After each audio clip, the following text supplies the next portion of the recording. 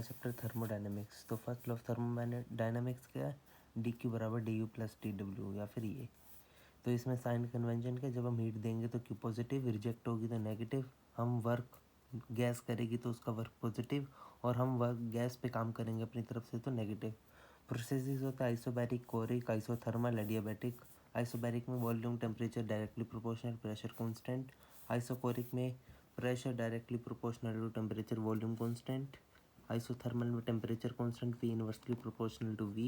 Adiabatic में P V की power gamma constant, और गामा होता है हमारा C P by C V का रेशो। मोलर हीट कैपेसिटी दो टाइप में होती है, at constant volume, at constant pressure. वैसे फॉर्मूला होता है N C delta T. Constant volume में सी वी आ जाएगा और कांस्टेंट वॉल्यूम में सी पी आ जाएगा। सी वी होता है एफ आर बाई टू, जहाँ पे एफ है degree of freedom of gas, और इंटर एनर्जी का एक ही फॉर्मूला रहेगा चाहे वो कोई भी प्रोसेस हो, डी यू बराबर N C V D T. C P का फॉर्मूला होता है सी वी प्लस आर, और C P minus C V बराबर आर, इसे कहते हैं मेयर से रिलेशन। सी पी होता है degree of freedom plus two by two into R, C V होता है एफ आर बाई टू।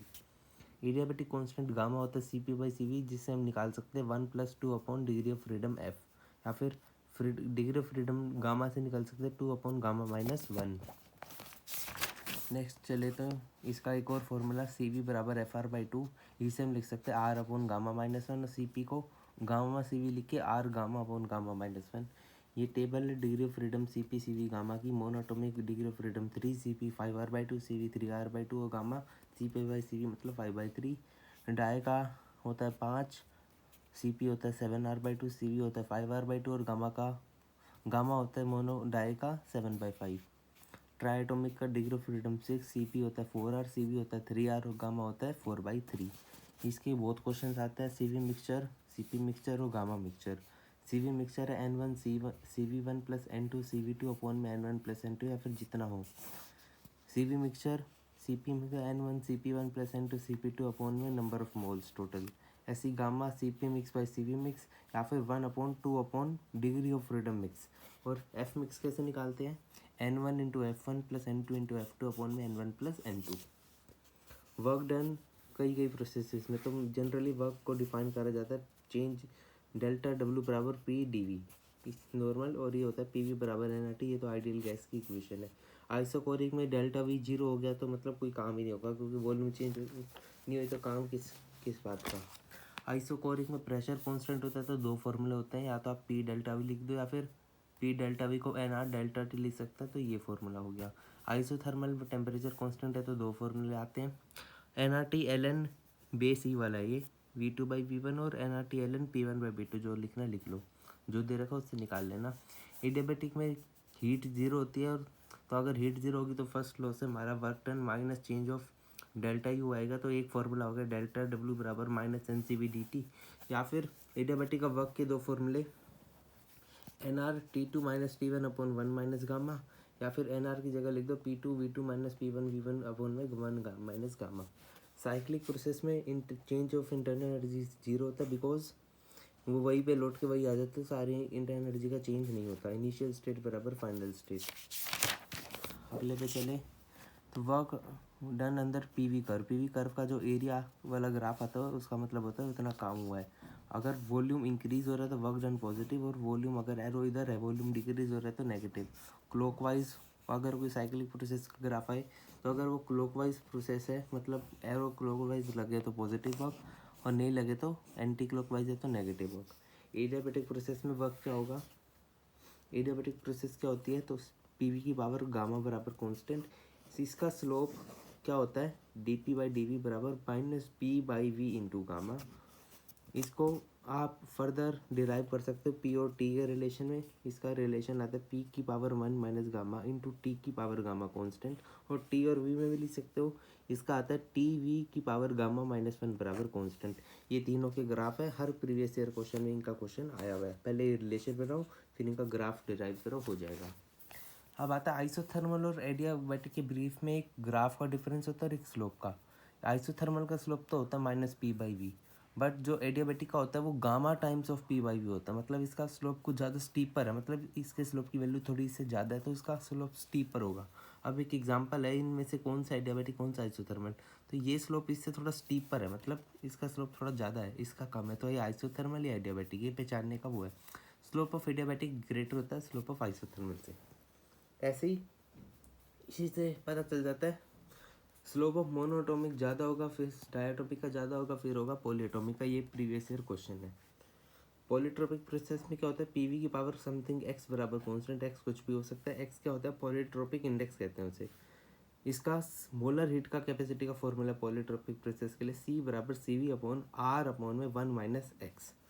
इसको अगर एक्स को आप इन्फिनिटी पुट कर दोगे तो सी बराबर सी वी आ जाएगा, एक्स को 0 पुट कर दोगे तो सी बराबर सी वी प्लस आर आ जाएगा, और एक्स को 1 पुट करोगे तो आइसोथर्मल प्रोसेस बन जाएगी पी वी बराबर कॉन्स्टेंट, और एक्स को अगर गामा पुट करोगे तो ये एडियाबैटिक प्रोसेस बन जाएगी जहाँ पे सी क्या होता है 0 होता है। मोलर हीट कैपेसिटी क्या होता है क्यू बराबर एन सी डेल्टा टी, और वर्क डन क्या होता है इस प्रोसेस में डब्ल्यू बराबर N R T two minus T one upon 1 minus X. Adiabatic जैसे यहाँ पे गामा -1 होता है, यहाँ एक्स -1, 1 माइनस गामा होता है, यहाँ 1 माइनस एक्स होता है। ठीक है, आगे चलते हैं। तो आखिरी फॉर्मूला थर्मोडायनेमिक्स का, फ्री एक्सपेंशन में क्या होता है वर्क डन होता है 0, और P1 V1 बराबर P2 V2 क्या होता है आइसोथर्मल के लिए। अब आता है KTG चैप्टर में। KTG चैप्टर में वही बॉयल्स लॉ P1 V1 बराबर P2 V2, चार्ल्स लॉ छोटी छोटी बातें V proportional to T, Dalton's law total pressure बराबर sum of partial pressure, pressure exerted by gas का फॉर्मूला होता है 1/3 रो V RMS का स्क्वायर। मैक्सवेल डिस्ट्रीब्यूशन कर्व था एक अलग अलग उसका, तो इसने बताया था वी मोस्ट प्रोबेबल स्पीड, जो सबसे ज़्यादा स्पीड है वी मोस्ट प्रोबेबल, उसका फॉर्मूला है √2 RT/m। वी एवरेज, जो सबसे ज़्यादा गैसों की एवरेज स्पीड है वो है √8 RT/m।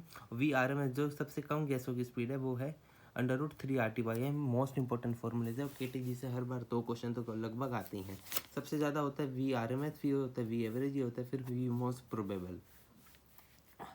इंक्रीजिंग टेम्परेचर पे सारी वेलोसिटीज बढ़ती है, मोस्ट प्रोबेबल सारी बढ़ेगी।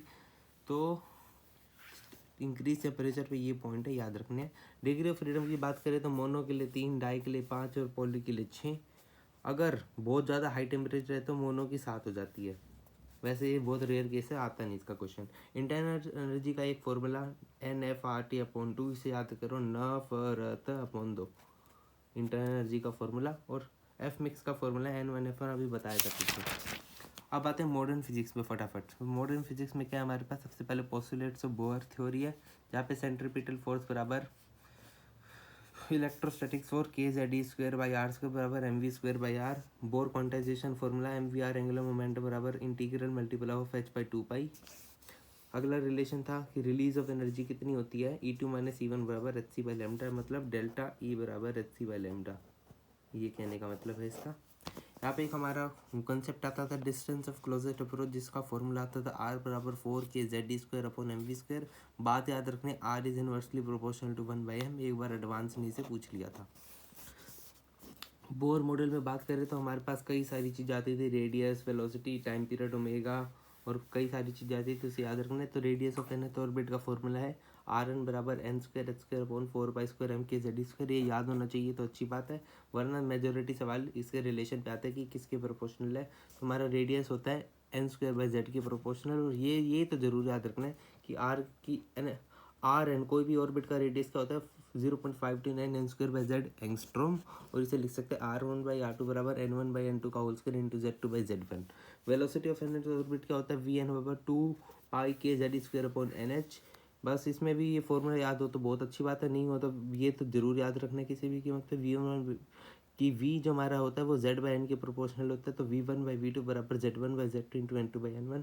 ये भी बहुत जरूर याद रखना है कि Vn क्या होता है 2.18 इंटू 10⁶ इंटू Z/n मीटर पर सेकेंड, कोई भी ऑर्बिट में इलेक्ट्रॉन की वेलोसिटी का फॉर्मूला।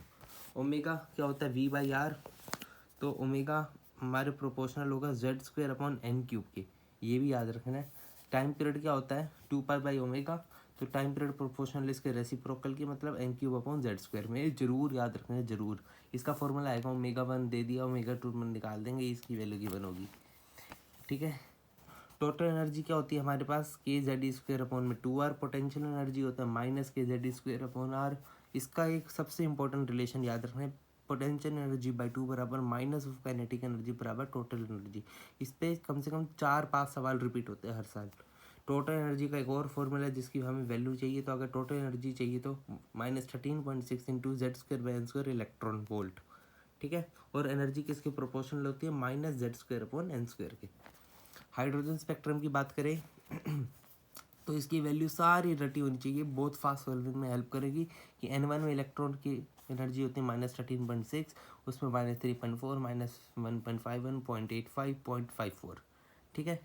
इससे अभी मैं आपको ये भी बताऊंगा कि यहाँ से यहाँ तक जाने में कितना चेंज है, वो वैल्यूज़ भी याद होनी चाहिए तो अच्छा रहता है। पहले एक हमारा बड़ा इंपॉर्टेंट रिलेशन लेमडा, जिसे 1/λ जिसे हम वेव नंबर भी कहते हैं, वेव नंबर बराबर 1/λ बराबर R(z²) इंटू 1-n1/(n²) आर क्या होता है, रिडबर्ग कांस्टेंट, जिसकी अप्रोक्स वैल्यू 10⁻7 मीटर इनवर्स होती है। लेमडा की शॉर्टकट वैल्यू अगर एंगस्ट्रॉम में दे रखा है और डेल्टा ई दे रखा है तो लेमडा निकालने के 12400/डेल्टा ई जब ये एंगस्ट्रॉम में हो, और अगर नैनोमीटर में दे रखा है तो 1240/डेल्टा ई लेमडा आ जाएगा। Number of spectral lines very important formula, n2-n1/n2-n1+1/2, ठीक है। एक फॉर्मूला होता है नंबर ऑफ इमिशंस, आपको nth लेवल दे देंगे और आपको कहेंगे नंबर ऑफ इमिशंस कितने हो सकते हैं, तो उसका फॉर्मूला होता है नंबर ऑफ इमिशंस का, याद आ गया मेरे को। नंबर ऑफ इमिशंस होता है n×n-1/2, जहाँ पे n होता है इसका एक्साइटेड स्टेट, ठीक है। ये फॉर्मूला भी याद रखना है, इस पर भी प्रीवियस ईयर क्वेश्चन आया है 2024 में, इसका भी आया है, सबका आया है लगभग। हाइड्रोजन स्पेक्ट्रम फिर आ गया, तो ये अब इसकी याद रखनी है, फर्स्ट वाले को लाइमन, सेकंड वाले को बाल्मर, थर्ड वाले को पास्चन, 4 को ब्रैकेट, 5 को पीपन, इतना हो गया तो बतेरा। अब आपको याद रखना है एक चीज़ कि डेल्टा, मुझे n1 से n2 जानना है तो कितने एनर्जी का चेंज देना पड़ेगा, 10.2, 1 से 3 पे जाना है तो 12.1, और 1 ऑर्बिट से 4 ऑर्बिट तक जाना है तो 12.75। ये अगर याद होगा तो आप कभी देखना कि क्वेश्चन सोल्व करते समय आपको समझ आ जाएगा कि ये क्वेश्चन में इलेक्ट्रॉन कहाँ से कहाँ जा रहे हैं, क्योंकि आपको बस ये दे देंगे चेंज इन एनर्जी वगैरह वगैरह, तो ये चीज़ें याद होनी इंपॉर्टेंट है, एक अच्छा बच्चा ये याद करके बैठता है। तो अब आते हैं हमारे दूसरे चैप्टर की तरफ, जहाँ पे नहीं, इस चैप्टर में भी कुछ छोटी चीज़ें रहेगी जो कभी कभार क्वेश्चन में आ जाती है कि मैग्नेटिक फील्ड का क्या लेना देना है। मैग्नेटिक फील्ड होती है Z³/n⁴ के प्रोपोर्शनल, मैग्नेटिक मूवमेंट होता है सिर्फ n के proportional. Number of photon emitted पर सेकेंड का बहुत इंपॉर्टेंट फॉर्मूला, इस पर सवाल जरूर आते हैं। इसका होता है IA λ/hc, या फिर IA क्या हो गया, पावर बराबर इंटेंसिटी इंटू एरिया, तो P λ/hc, ये फॉर्मूला बहुत इंपॉर्टेंट है। और मैग्नेटिक मूवमेंट का बता दिया, मैग्नेटिक फील्ड का बता दिया, करंट का भी होता है, कहाँ गया करंट का, ये रहा। करंट का होता है I1/I2 बराबर, ये I1 करंट प्रोपोर्शनल होता है Z²/n³ के, ओमेगा की तरह है, ठीक है, ओमेगा भी यही होता है। अब आते हैं एक फॉर्मूला था छोटा सा, रिकॉइल वेलोसिटी ऑफ एटम का, VR बराबर RH/z² m1/n1² -1/n2²। इसके ऊपर भी 2-3 बार सवाल आया है। एक recoil speed of atom electron होता है, recoil speed of electron in atom ΔE/mc, ये शॉर्टकट है एक, इससे भी कर सकते हो अगर आपको ये दोनों चीज़ें दे रखी है। और ये नंबर ऑफ ट्रांजिशंस का तो बता दिया मैंने।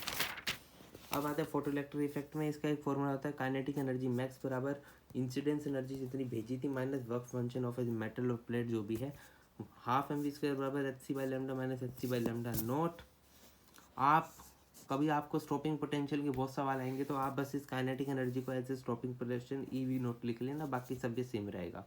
हम क्या करते हैं, we relate stopping potential as kinetic energy max, ये इक्वेशन रहती है, बस ½ की जगह EV0 आ जाता है, ठीक है। और हाँ, अब आता है डी ब्रोगली वेवलेंथ पे। तो डी ब्रोगली वेवलेंथ क्या कहती थी, lambda inversely proportional to momentum, constant आता है h, जिसे कहते हैं प्लैंक्स कांस्टेंट। तो लैम्डा हो गया h/mv और लैम्डा हो गया h/mc। काइनेटिक एनर्जी और मोमेंटम का रिलेशन बच्चों को याद है, ke बराबर p²/2m। इससे हमारा लैम्डा का एक और फॉर्मूला है h/m/√km, काइनेटिक एनर्जी होता है चार्ज इंटू वोल्टेज। तो एक और फॉर्मूला लैम्डा बराबर h/2m qv0। एक और KT जिसे हम पढ़ते हैं, लैम्डा बराबर KE/3/2 KT, ये भी याद रखना। और मैग्नेटिक फील्ड के फॉर्म में लैम्डा का फॉर्मूला होता है लैम्डा बराबर h/QBr। इसके ऊपर 5-6 बार सवाल है कि डायरेक्ट फॉर्मूले पूछते हैं, ठीक है। अब कौन सा चैप्टर करें, कैपेसिटर करते हैं, फिर करंट करेंगे।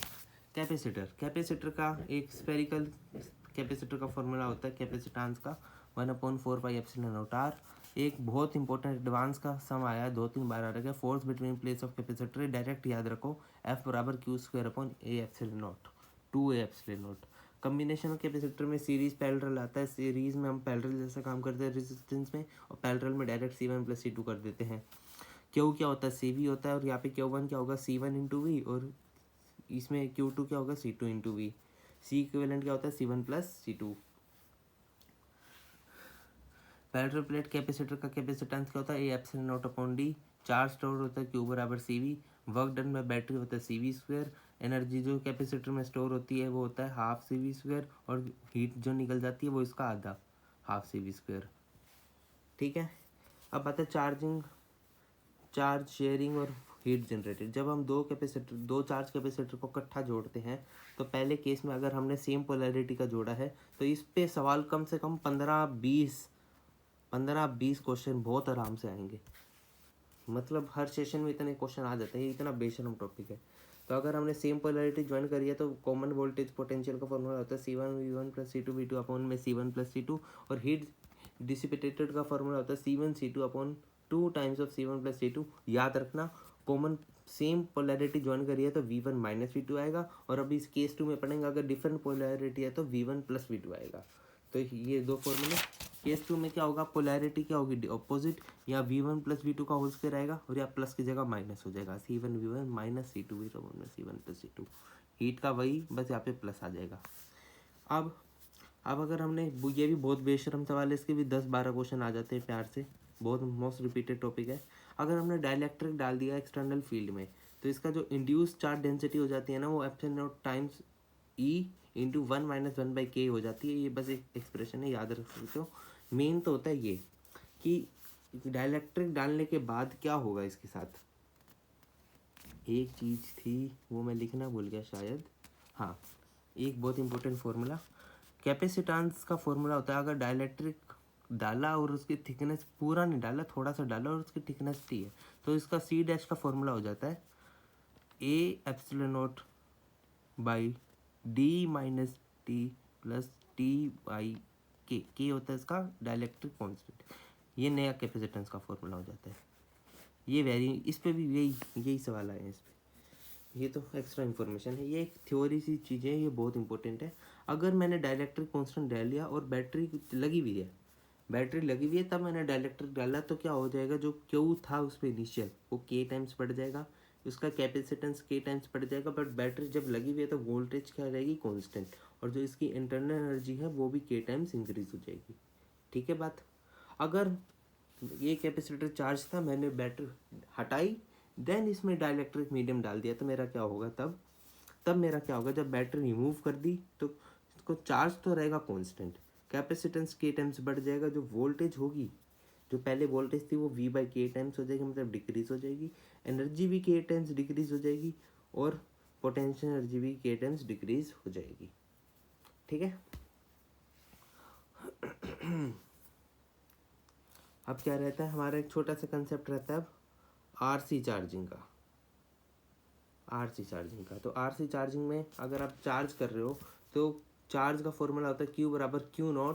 Q0 क्या है, CV × 1 - e⁻ t/RC। RC होता है 1 टाइम कॉन्स्टेंट, जिसे टाउ से दिखाते हैं। ठीक है। t बराबर 0 पे कैपेसिटर बिहेव करता है लाइक ए कंडक्टिंग वायर, और t बराबर इन्फिनिटी पे बिहेव करता है लाइक ए कटा हुआ वायर, मतलब जहाँ पे करंट फ्लो नहीं होगा। ठीक है। डिस्चार्जिंग में एक्सप्रेशन होता है Q बराबर Q0 × e⁻ t/RC। RC वही टाइम कॉन्स्टेंट, इनका एक ग्राफ है, देख लेना, पूछ लेते कभी कभार। भी लगभग हो गया, सारे इंपॉर्टेंट फॉर्मूला बता दिए। अब आते हैं हमारे करंट चैप्टर पे। तो करंट में पहली एक्सप्रेशन हमने पढ़ी I बराबर dq/dt, फिर आता है ड्रिफ्ट वेलोसिटी जिसका फॉर्मूला है E/τ × τ/m। करंट का एक बड़ा बेशरम फॉर्मूला I बराबर नावेद NeAVD। इसका रेसिस्टिविटी का फॉर्मूला आता है M/NE² टाउ। रेसिस्टेंस का फॉर्मूला आता है ML/NE² टाउ × एरिया। इसका वेरिएशन आता है टेम्परेचर के साथ। इस पर बहुत सारे सवाल इस साल भी आए हैं, 2 से 3 आए हैं लगभग, कि R बराबर R0 × 1 + α ΔT। अल्फा होता है कोफिशिएंट ऑफ थर्मल रेसिस्टेंस। ठीक है, temperature coefficient of thermal resistance ऐसे कुछ कहते हैं। और सेम रेजिस्टेंस का ही है तो वो क्या कहते हैं रेजिस्टिविटी का भी होगा रो टू, ये T2 मतलब फाइनल टेम्परेचर, ये इनिशियल टेम्परेचर। तो RT या फिर RT2 ऐसे याद कर लो, मैं तो RT करता हूँ। तो रो टी बराबर rho naught into 1 plus alpha delta T. अब आते हैं सेल पे। सेल में करंट यहाँ से निकल रहा है तो डिस्चार्ज हो रहा है, पोटेंशियल अगर इसका इंटरनल रेजिस्टेंस आ रहा है तो पूरा बाहर का पोटेंशियल होगा V बराबर E माइनस आई आर। और अगर करंट इस डायरेक्शन में जा रहा है मतलब ये चार्ज हो रहा है तो यहाँ से यहाँ तक का पोटेंशियल होगा E प्लस आई आर, इसकी EMF E है। कॉम्बिनेशन ऑफ सेल में सीरीज करेंगे तो ई नेट क्या होगा E1 plus E2। E1 plus E2 कब होगा, जब ये वाला साइन होगा, मतलब ऑपोजिट कनेक्ट होंगे एक दूसरे से, पॉजिटिव नेगेटिव। अगर नहीं होगा तो माइनस कर देना। अगर ऐसे कनेक्ट है, ऐसे ऐसे ऐसे ऐसे, ये करंट इधर फ्लो करा रहा है, ये इधर, तो जिसका EMF ज़्यादा होगा वो माइनस दिस। और आर नेट तो R1 प्लस R2 ही होगा। पैरेलल में क्या होता है E net upon are net मतलब इन दोनों का पैरेलल बराबर E1 इसकी वोल्टेज अपॉन में इसका रेजिस्टेंस अपॉन में प्लस में इसकी वोल्टेज अपॉन में इसका रेजिस्टेंस। ये बड़ा फेमस फॉर्मूला, बहुत काम आएगा। नेक्स्ट कंसेप्ट पे चलते हैं। किरचॉफ लॉ KCL होता है कि एक पॉइंट पे नेट करंट जीरो होता है, मतलब जितना आ रहा है वो उतना चला भी जाएगा। और KVL होता है लूप में वोल्टेज का सिग्मा करोगे तो जीरो आता है। इसकी प्रैक्टिस का क्या है, ये तो बस इस पर प्रैक्टिस चाहिए बस, बाकी डेफिनेशन तो यही है। सर्किट एनालिसिस में अगर आपका सीरीज कनेक्शन है और आपको इसके अक्रॉस V1 निकालना है तो फॉर्मूला होता है total voltage into this resistor. मान लो ये R2 है, ये रेजिस्टेंस और ये R1 है, तो V2 क्या होगा, total voltage into R2 upon में total resistance R1 plus R2। और V1 क्या होगा, total voltage into R1 upon में R1 प्लस R2। ये शॉर्टकट से फॉर्मूले याद कर लेना। करंट निकालने का हर ब्रांच में फॉर्मूला, अगर मेन करंट आई है और इस ब्रांच में करंट निकालना है तो मेन करंट इंटू इसका अपोजिट वाला रेजिस्टेंस अपॉन में टोटल रेजिस्टेंस। इस वाली ब्रांच का करंट निकालना है तो main current into this resistance upon में दिस प्लस दिस। व्हीटस्टोन में क्या होता है दिस अपॉन दिस या फिर equals to this upon this, और इस ब्रांच में करंट नहीं जाता अगर ये बैलेंस्ड है तो। R1/R2 या फिर R1/R3 जैसा कर दो बराबर R2/R4, तो R5 में नो करंट, इसे कहते हैं व्हीटस्टोन ब्रिज की शेप। क्यूब रजिस्टर में बहुत ही डायरेक्ट फॉर्मूले आते हैं कि अगर आपका बॉडी डायगोनल है, बॉडी डायगोनल मतलब AB, इसके अक्रॉस यहाँ पे अगर सारी ब्रांच में रजिस्टर R, इधर भी R, इधर भी R, इधर भी R, इधर भी R, हर जगह R है, तो यहाँ से लेके यहाँ तक का इक्विवेलेंट क्या होगा 5R/6 बॉडी डायगोनल। एज मतलब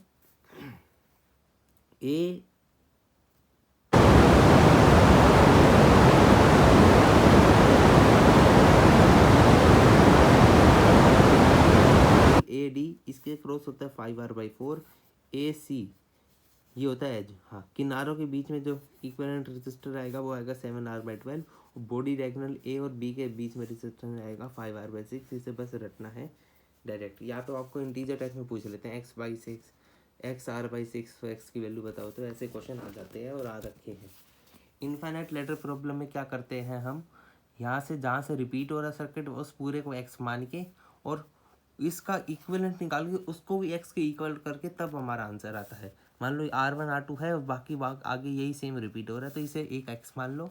अब इस पूरे को सोल्व करके उसको भी X के इक्वल रख दो, उसे कहते हैं हम क्या कहते हैं, इसको सोल्व करने का तरीका। हीटिंग इफेक्ट ऑफ करंट में आए तो पावर होती है I²R या फिर V²/R या फिर VI कह देते हैं।